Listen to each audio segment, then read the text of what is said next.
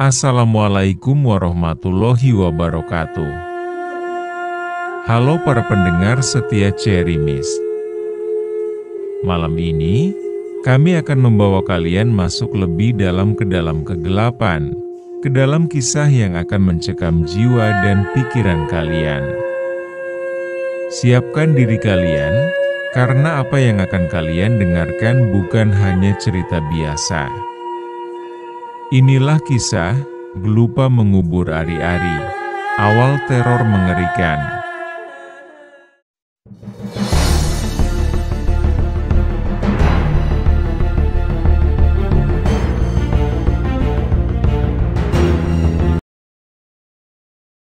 Adam memperhatikan wajah Suci yang pucat dan tampak mulai gelisah. Istrinya yang hamil tua kini mulai merasakan mual. Tanda-tanda bahwa proses melahirkan akan segera dimulai. Panik namun tetap berusaha tenang. Adam membawa Suci ke bidan terdekat di desa mereka. Setelah memeriksa kondisi kandungan Suci, bidan itu berkata dengan nada cemas, "Masih pembukaan 1, sebaiknya segera dibawa ke puskesmas untuk pemeriksaan lebih lanjut." Dengan perasaan campur aduk, Adam membawa Suci ke puskesmas di daerah mereka. Di sana, Suci kembali diperiksa oleh bidan puskesmas. Namun, kali ini berita yang disampaikan lebih serius. Kondisi bayi terlilit oleh ari-ari. Ini harus segera dirujuk ke rumah sakit daerah. Dan kemungkinan besar perlu operasi sesar. Jelas bidan tersebut sambil menatap Adam dengan serius. Tak ingin menunda waktu, Adam dan Suci segera berangkat ke rumah sakit daerah menggunakan ambulans puskesmas. Sirena ambulans yang melengking seakan mempercepat detik-detik yang terasa begitu menegangkan bagi Adam. Ketika mereka tiba di rumah sakit, Adam langsung mengantar Suci ke IGD, di mana beberapa perawat dan bidan rumah sakit segera melakukan pemeriksaan lebih lanjut. Suci diberikan obat perangsang untuk mempercepat proses pembukaan melahirkan, namun kondisinya belum juga menunjukkan kemajuan signifikan. Adam yang menemani di sisi Suci merasakan kecemasan yang makin mencekam. Perutnya mual oleh rasa takut. Sesaat kemudian, dokter memutuskan bahwa operasi sesar harus segera dilakukan. Jam di dinding menunjukkan pukul 11 malam ketika perawat datang dan membawa Suci menuju ruang operasi. Adam, yang kelelahan namun penuh harapan, ingin menemani Suci di ruang operasi. Namun, dokter menolaknya dengan lembut. "Anda kelihatan sangat lelah, Pak. Lebih baik menunggu di luar saja," katanya. Adam akhirnya mengalah dan duduk di ruang tunggu. Namun, posisi tempat duduk Adam persis menghadap ke sebuah ruangan yang membuat bulu kuduknya berdiri. Ruang mayat rumah sakit. Pintu ruang itu sedikit terbuka, dan dari tempat duduknya, Adam bisa melihat samar-samar ke dalam. Ruangan itu dingin dan sunyi, seolah menyimpan rahasia gelap yang tak terucapkan. Cahaya remang-remang dari lampu koridor seakan mempertegas bayangan-bayangan aneh yang bergerak di dalam ruang mayat itu. Adam mencoba mengalihkan perhatiannya dengan memainkan ponsel, namun sekelebat bayangan hitam yang bergerak di ambang pintu ruang mayat membuatnya tertegun. Dia merasakan sensasi mencekam, seolah ada yang mengawasinya dari balik pintu itu. Bayangan itu bergerak cepat, seperti seseorang yang melintas. Namun ketika Adam memusatkan pandangannya, tidak ada siapapun di sana. Jantung Adam berdetak lebih cepat. 1 jam berlalu, belum ada kabar dari ruang operasi. Ketakutan perlahan merambat di tubuhnya, dan perasaan aneh dari ruang mayat itu makin kuat. Dalam keheningan malam, Adam mendengar suara-suara halus, samar seperti bisikan atau tawa kecil dari dalam ruangan itu. Dia berdiri, mencoba mencari staf rumah sakit, namun lorong itu kosong, sepi tanpa kehidupan. Ketika Adam kembali menatap ke arah ruang mayat, jantungnya hampir berhenti. Di balik kaca jendela ruang mayat, dia melihat wajah menyeramkan, pucat dengan mata yang terbuka lebar, menatap lurus ke arahnya.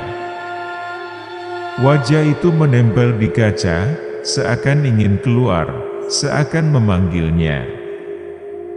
Tubuh Adam membeku seketika, rasa takut yang begitu mencekam menghantam seluruh tubuhnya. Adam tersentak kaget, hampir saja ia berlari meninggalkan lorong yang kini terasa semakin dingin dan mencekam. Namun, tepat sebelum ia melangkah lebih jauh, pintu ruang operasi terbuka dengan suara berderit yang menggema di ruangan sepi itu. Di depannya, 2 perawat mendorong troli dengan Suci yang masih tertidur, kelelahan setelah operasi. Adam segera menghampiri istrinya, berusaha menenangkan diri dari apa yang barusan dilihatnya di ruang mayat. Ia mengikuti langkah para perawat yang membawa Suci menuju kamar perawatan. Setibanya di sana, salah satu perawat berbalik dan berbicara kepada Adam dengan nada yang sedikit tegang. "Pak, maaf, ini ari-arinya. Tolong segera dikubur, ya, sekarang." Perawat itu menyerahkan sebuah bungkusan kecil kepada Adam. Di dalamnya ada wadah berisi ari-ari bayi mereka. Adam menerima bungkusan itu dengan ragu. "Boleh besok saja, Bu? Istri saya baru selesai operasi, dan saya juga." Adam mencoba memberi alasan, namun perawat itu segera menyela, kali ini dengan nada yang lebih memaksa dan, anehnya, terlihat seperti ketakutan. "Maaf, Pak. Harus sekarang." Takutnya membusuk kalau dibiarkan terlalu lama. Adam mengangguk perlahan, meski hatinya berdebar tak karuan. Ia membawa bungkusan berisi ari-ari itu kembali ke kamar rawat Suci dan, karena bingung harus bagaimana, ia menyelipkannya di bawah kasur Suci. Saat itu, Suci perlahan siuman, membuka matanya dan tersenyum lemah. "Anak kita bagaimana, Bang?" ditanyanya dengan suara serak. Adam tersenyum kecil, berusaha menenangkan istrinya. "Aku belum melihatnya, Neng," kata susternya. "Nanti setelah dimandikan mereka akan kasih kabar." Suci mengangguk, masih terlihat sangat lelah. "Aku lapar, Bang," gumamnya pelan. Adam segera mengambil roti dan air mineral dari tas, memberikannya pada Suci. Mereka mulai mengobrol perlahan, membicarakan rencana nama untuk anak pertama mereka. Namun, meski percakapan itu hangat, pikiran Adam melayang-layang. Bayangan wajah pucat yang ia lihat di kaca ruang mayat terus menghantui pikirannya. Malam semakin larut, suasana di rumah sakit semakin sunyi, seolah seluruh dunia telah tertidur, kecuali Adam. Pikiran tentang bayangan hitam yang tadi ia lihat di lorong, suara-suara aneh dari ruang mayat, dan tatapan menyeramkan itu membuat perasaannya gelisah. Tak lama setelah itu, seorang suster masuk ke ruangan Adam dan Suci dengan langkah lembut, memecah keheningan yang terasa semakin mencekam. "Pak, anaknya sudah dibersihkan dan sekarang berada di ruang perawatan bayi. Kalau mau melihat, boleh, tapi belum bisa dibawa ke sini," kata suster itu. Suaranya terdengar lembut tapi sedikit bergetar. "Suhu ruangan ini kurang baik untuk bayinya sekarang." Adam mengangguk. Ia berpamitan kepada Suci untuk melihat bayi mereka. "Jangan lupa foto ya, Bang," pesan Suci, tersenyum tipis meski tubuhnya masih lemah. Dengan langkah tergesa-gesa, Adam berlalu. Rasa penasaran dan kegembiraan bercampur aduk. Saat ia melihat bayi mungilnya di ruang perawatan, sejenak perasaan cemas itu hilang. Adam mengambil beberapa foto seperti yang diminta Suci. Tapi ada yang aneh. Entah kenapa, saat ia melihat foto-foto tersebut di ponselnya, beberapa gambar tampak buram, seolah ada bayangan samar yang tidak seharusnya ada di dekat bayinya. Rasa khawatir kembali menjalari tubuhnya, namun ia mengabaikannya.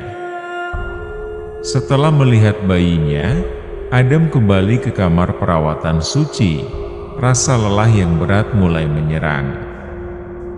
Sesampainya di kamar, ia langsung menunjukkan foto bayinya kepada Suci.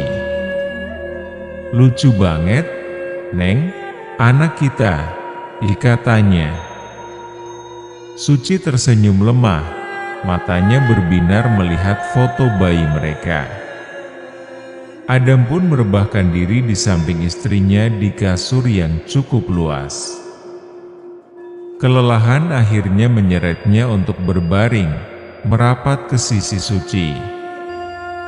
"Sekarang kamu tidur dulu, Neng," ucap Adam dengan lembut. Suci mengangguk, memejamkan matanya dengan tenang. Namun, malam itu terasa begitu berbeda. Kamar perawatan yang seharusnya menjadi tempat istirahat penuh kedamaian justru terasa semakin mencekam. Adam, yang kini berbaring di samping Suci, mulai merasakan sesuatu yang tak nyaman. Entah dari mana, ia merasakan angin dingin menyusup, seolah berasal dari bawah kasur, tempat ia menyimpan bungkusan ari-ari tadi. Dalam gelap, bayangan-bayangan yang tadi ia lihat di ruang mayat seperti kembali menghantuinya. Tubuhnya mulai terasa berat, seolah ada sesuatu yang menekan dari bawah kasur. Matanya mulai terasa berat, tapi setiap kali ia mencoba tidur, suara-suara aneh terdengar, seolah ada sesuatu yang bergerak pelan di bawah tempat tidur mereka. Adam membuka mata, menatap langit-langit kamar yang kini tampak lebih gelap dari sebelumnya. Perasaan aneh itu semakin kuat, seperti ada yang mengintai, menunggu saat yang tepat. Tiba-tiba, terdengar suara langkah kaki berat dari luar pintu kamar. Adam merasa bulu kuduknya berdiri. Perlahan-lahan, dia melangkah mendekati pintu dan mengintip keluar melalui jendela kecil di pintu itu. Ruangan luar tampak gelap dan kosong. Namun, dari kejauhan, Adam melihat bayangan gelap menyerupai seseorang berdiri di lorong, membelakanginya. "Siapa itu?" bisik Adam dalam hatinya. Dia membuka pintu sedikit, hanya untuk melihat bayangan itu menghilang begitu saja. Detak jantungnya berdegup kencang. Dengan tangan gemetar, Adam kembali menutup pintu dan mencoba mengabaikan perasaan tak nyaman yang merayap di tubuhnya. Adam memandangi Suci yang sudah terlelap. Wajahnya terlihat tenang setelah operasi, tapi Adam sendiri tak bisa tenang. Kelelahan dan ketegangan terus menggerogoti pikirannya. Dia berpikir untuk keluar sebentar, mencari kopi di tempat parkiran rumah sakit di luar untuk sekadar meredakan pikiran. Dengan langkah pelan, Adam keluar dari kamar perawatan, memastikan pintu tidak berbunyi keras agar tidak membangunkan istrinya. Begitu dia keluar, suasana di lorong terasa aneh. Lampu-lampu remang, padahal baru saja terang. Dingin yang menusuk membuat tubuhnya menggigil, meski dia tidak mengenakan jaket. Tidak ada perawat atau staf lain yang terlihat di lorong, seolah rumah sakit itu tiba-tiba berubah sunyi. Hanya ada suara langkah kakinya yang menggema di sepanjang lorong yang panjang dan sepi. Saat berjalan, Adam mulai merasakan sesuatu yang ganjil. Dari sudut matanya, dia melihat bayangan bergerak cepat. Tapi saat dia menoleh, tak ada apa-apa. Langkahnya semakin cepat, rasa tidak nyaman mulai menjalari tubuhnya. Suasana lorong makin mencekam, udara semakin dingin, dan bau anyir samar mulai tercium, bau yang mengingatkannya pada ruang mayat yang tadi dilihatnya. Di ujung lorong, Adam melihat sebuah sosok berdiri diam. Awalnya samar, tapi sosok itu semakin jelas seiring dia mendekat. Itu bukan manusia. Sosok itu pucat, dengan mata kosong dan baju compang-camping yang terlihat seperti baju pasien lama. Wajahnya tak berwajah, hanya menyisakan kulit keriput yang membalut tengkoraknya. Tubuh Adam membeku, napasnya tercekat. Sosok itu perlahan mengarahkan tangannya ke Adam, menunjuk lurus ke arah dirinya. Adam tersentak, keringat dingin mengalir deras di pelipisnya. Hawa di lorong rumah sakit terasa semakin berat, seolah dikepung oleh sesuatu yang tak kasat mata. Ia memalingkan wajah, berusaha keras meyakinkan dirinya bahwa yang ia lihat hanyalah bayangan lelah, bukan sesuatu yang nyata. Namun, saat menundukkan kepala dan menutup mata untuk menenangkan diri, suara geraman pelan muncul dari arah lorong. Suara itu semakin dekat, mengiris keheningan, membuat tubuh Adam merinding. Dengan hati-hati, Adam membuka mata dan mendongakkan kepalanya, bersiap menghadapi apapun yang ada di depannya. Namun, anehnya, sosok mengerikan yang tadi ia lihat telah menghilang. Seolah tersapu angin, tidak ada jejak apapun di lorong tersebut. Adam menghela napas panjang, meski jantungnya masih berdebar kencang. Dia mencoba menenangkan pikirannya yang kusut. Ini semua karena aku terlalu lelah, gumamnya pelan, mencoba menghibur diri. Dengan langkah berat, Adam beranjak menuju parkiran. Ketika berbelok di salah satu sudut lorong, dia merasa sedikit lega. Di sana, dia melihat beberapa orang penunggu pasien duduk di depan kamar-kamar lain. Kehadiran manusia lain memberi sedikit kenyamanan. Adam tersenyum tipis dan mengangguk pelan saat dia menyapa mereka, walaupun pikirannya masih kacau oleh bayangan yang baru saja menghantuinya. Setelah melewati lorong-lorong rumah sakit yang sepi, Adam akhirnya tiba di area parkiran. Udara malam yang dingin mengusap wajahnya, namun tidak sekeras rasa dingin mencekam yang ia rasakan di dalam tadi.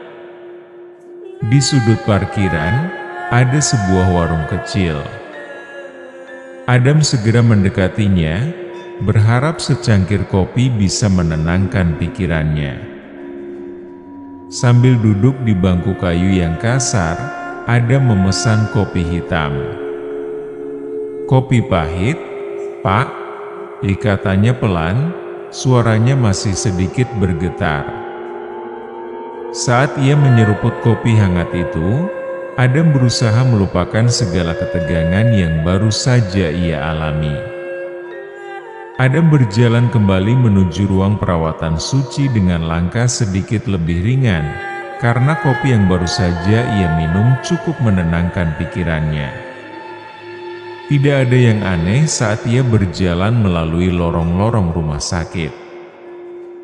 Semua tampak normal, lampu-lampu redup yang menerangi jalur, dan sesekali suara alat medis dari ruangan lain terdengar samar. Namun, saat Adam tiba di depan ruangan perawatan istrinya dan bersiap untuk masuk, ia melihat sesuatu yang aneh melalui kaca pintu. Di dalam kamar, ada seseorang yang tampak sedang memeriksa keadaan. "Mungkin suster," pikir Adam, meski gerak-geriknya terlihat janggal. Bukannya memberikan perawatan, suster itu malah seperti sedang menggeledah ruangan, matanya liar mencari sesuatu. Dengan rasa penasaran, Adam membuka pintu perlahan dan memasuki ruangan. "Bu, lagi cari apa ya?" tanyanya sambil mendekat. Namun, saat kata-kata itu keluar dari mulutnya, suster tersebut menghilang begitu saja, lenyap tanpa jejak seolah tak pernah ada. Adam tertegun di tempatnya, jantungnya berdegup lebih cepat, dan rasa dingin tiba-tiba merambat dari ujung kakinya ke seluruh tubuh. Ketika dia masih mencerna apa yang baru saja terjadi, mata Adam tertuju ke bawah kasur suci. Dari celah itu, asap hitam tipis mulai mengepul, keluar perlahan namun pasti. Sontak, Adam teringat, ari-ari bayinya masih tersimpan di bawah kasur. Jantungnya semakin berdetak kencang, rasa cemas yang tak tertahankan menyelimuti pikirannya. Dengan cepat, Adam berjongkok untuk mengambil bungkusan ari-ari itu. Namun, ketika tangannya mendekati bungkusan, matanya terbelalak ngeri. Di balik kasur, di depan bungkusan ari-ari itu, muncul sesosok nenek-nenek yang mengerikan. Wajahnya keriput, kulitnya berwarna keunguan, dan penuh luka membusuk. Rambutnya kusut, acak-acakan, sementara dari mulutnya yang menyeringai, darah hitam menetes dengan bau busuk menyengat yang membuat perut Adam mual. Sosok itu mendekatkan tangannya yang kurus dan keriput, tanpa berusaha meraih bungkusan ari-ari bayi Adam. Adam tersentak, panik mengguncang tubuhnya. Dengan refleks, ia segera meraih bungkusan ari-ari itu, menariknya dengan kuat, lalu berlari keluar dari ruangan tanpa berpikir dua kali. Lorong rumah sakit yang sebelumnya biasa saja, kini terasa begitu mencekam. Sunyi, sepi, dan terasa semakin panjang. Suasana berubah menjadi lebih gelap, dan seolah ada sesuatu yang mengikuti Adam. makhluk-makhluk bayangan yang bergerak di sudut-sudut pandangannya. Mereka tampak mengincar bungkusan ari-ari yang digenggam erat di tangannya. Nafas Adam semakin berat, kakinya berlari secepat mungkin, berusaha keluar dari lorong yang terasa seperti tidak ada ujungnya. Tiba-tiba, di kejauhan, Adam melihat seorang satpam yang sedang berjalan patroli. "Pak Satpam!" diteriak Adam dengan panik, mencoba menarik perhatian. Satpam itu berhenti dan menoleh, lalu berdiri menunggu Adam yang berlari mendekat. "Pak, tolong bantu saya," kata Adam, terengah-engah. "Ari-ari anak saya harus menguburkannya sekarang." Satpam itu memandang Adam sejenak, lalu mengangguk cepat. "Ayo, Pak, cepat jalannya. Di belakang ada kuburan umum. Kita bisa kubur di sana," katanya dengan nada serius. Tanpa pikir panjang, Adam mengikuti satpam itu menuju kuburan yang dimaksud, sementara perasaan dikejar-kejar oleh sesuatu yang tidak terlihat terus membayangi setiap langkahnya. Adam dan satpam itu tiba di area kuburan umum di belakang rumah sakit. Udara malam terasa lebih dingin dan semakin menusuk, suasana mencekam mengiringi setiap gerakan mereka. Satpam itu dengan cekatan mulai menggali tanah, sementara Adam berdiri di sampingnya. Memegang erat bungkusan ari-ari bayi yang terasa semakin berat di tangannya. Ketika tiba saatnya untuk mengubur ari-ari itu, Adam berlutut, menempatkan bungkusan tersebut di dalam lubang yang telah digali. Saat itulah tubuhnya terasa semakin berat, seolah ada sesuatu yang menekan dirinya dari segala arah. Keringat dingin membasahi punggungnya, dan bulu kuduknya meremang tajam, seperti ada mata-mata tak kasat mata yang mengawasinya dari kegelapan. Perasaan aneh itu semakin kuat, seperti suara samar-samar yang berbisik di telinganya, namun tidak ada siapapun di sekitar selain satpam. Rasa takut dan kecemasan mencekam dirinya, tapi satpam yang tahu keadaan itu hanya menepuk pundak Adam perlahan, membuatnya tersadar. "Sudah, Pak?" tanya satpam dengan tenang. Adam mengangguk, meski hatinya masih diliputi perasaan takut. "Ayo kita kembali ke dalam rumah sakit," diajak satpam, suaranya tenang namun tegas, seolah memberi Adam kekuatan. Ketika mereka berjalan kembali ke rumah sakit, suasana yang sebelumnya mencekam perlahan berubah. Lorong-lorong yang tadi terasa panjang dan gelap kini tampak lebih terang. Adam merasa lebih tenang, seolah beban berat yang tadi menekannya telah lenyap. Begitu mereka tiba di kamar perawatan istrinya, suasana kamar juga tampak lebih hangat dan nyaman. Tidak ada lagi bayangan aneh atau sosok misterius yang mengganggu pikirannya. Adam menghela napas lega, dan untuk pertama kalinya sejak malam itu, ia merasa sedikit lebih aman.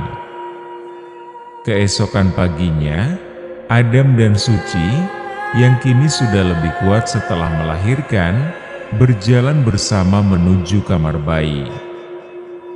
Wajah Suci tampak cerah, meskipun masih terlihat sedikit lelah, namun senyumnya tak pernah pudar sepanjang jalan menuju ruangan itu.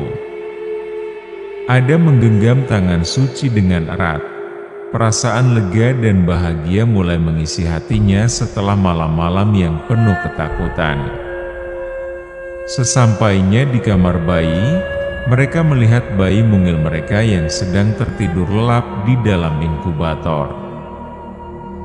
Hati mereka meleleh melihat sosok kecil itu, begitu sempurna dan penuh harapan. Adam, yang sejak malam sebelumnya masih dibayangi oleh ketakutan, kini merasa lebih tenang. Segala teror yang dialaminya seolah mulai pudar ketika dia memandangi wajah polos anaknya. 2 malam berikutnya berlalu dengan damai.